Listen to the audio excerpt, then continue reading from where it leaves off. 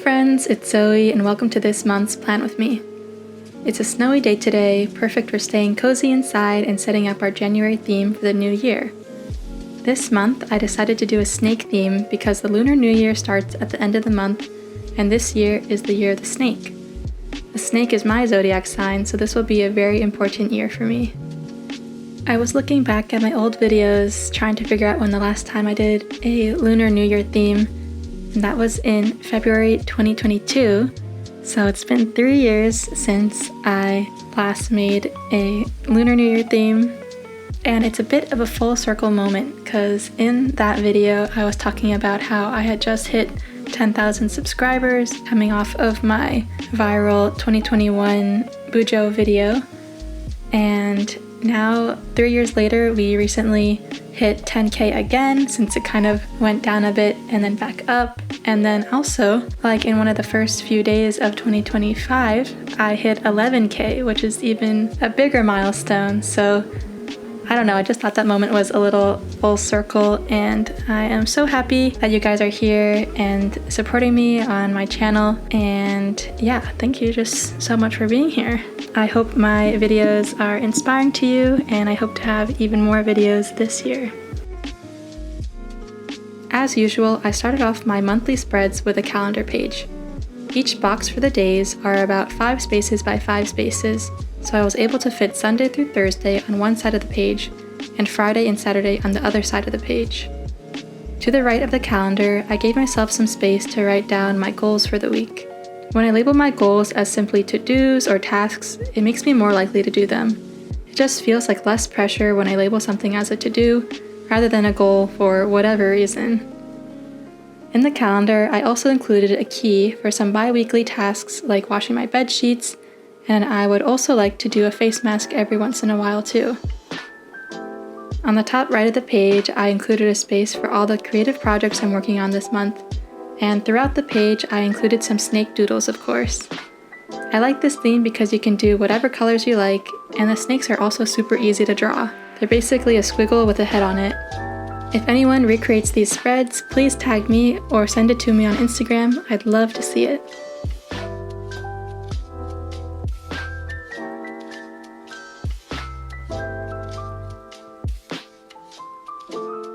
If you've seen my other videos before, you would know that my monthly calendar spreads usually do not have my weekly to-dos on it.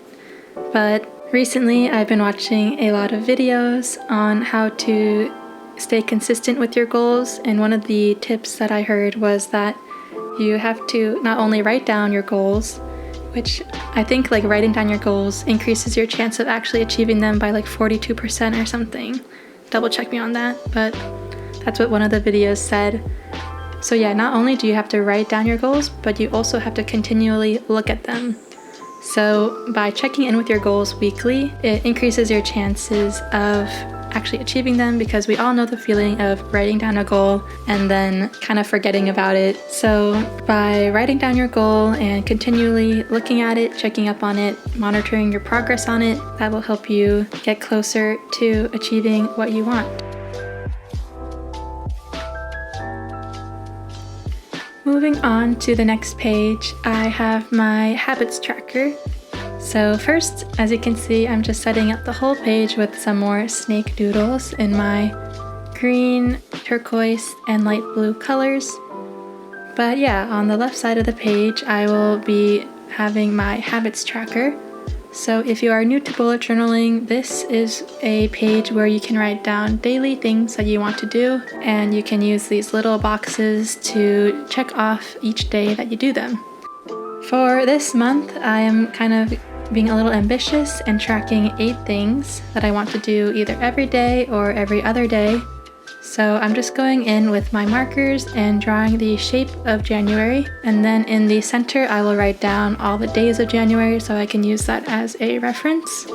My brother actually told me this tip for building a habit, which is if you want to build a habit that you want to do every day, then you can allow yourself to skip one day, but you can never skip more than 2 days. I think this way of thinking is a way to be gentler on yourself, but also stay on track with your habits. because if you do decide to take a rest day, that means you must do the habit the next day. And then on the right side of the page, I have my January recap. So at the top of the page, I like to write down my high, low, and buffalo of the month. So my high is the highlight of the month, the low is maybe the worst part of the month, and then my buffalo is something unexpected or something random. And then below that, I have more space for my favorites of the month, more highlights of the month, and also a page for growth where I'll write down things that I learned this month, things that I worked on, stuff like that.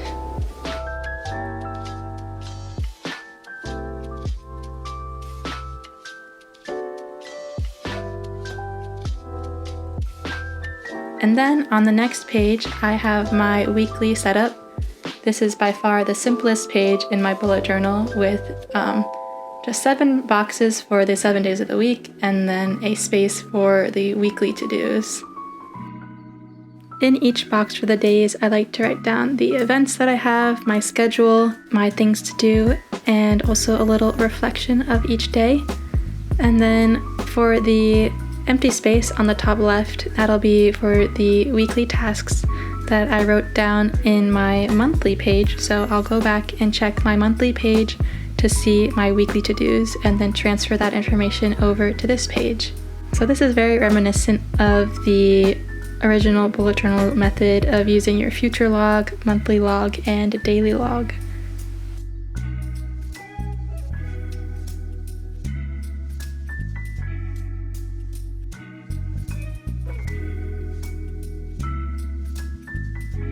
Now I am just flipping back to my themes spread from my 2025 setup video, and I will be just filling in the first box of the year with my snake doodles to commemorate our first theme of 2025.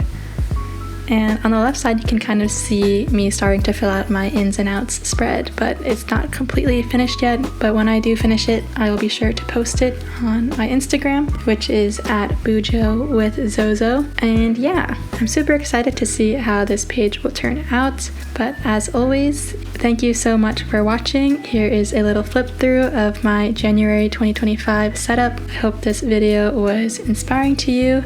And also, you might have noticed that in my creative projects, I wrote down a 2025 bingo sheet. My friend and I got on FaceTime and just made our 2025 bingo cards together, and it was super fun, way more fun than scrolling on Reels, I'll tell you that. So instead of just writing down general things you want to do, actually write down specific places, goals, things that you want to do, and it'll make it even more personal. And yeah, it's hard to think of 25 things, so just make sure you have some easy, fun ones too. And I hope you guys have a great year. Wishing you all the best. Thank you again for watching. See you in the next one. Bye.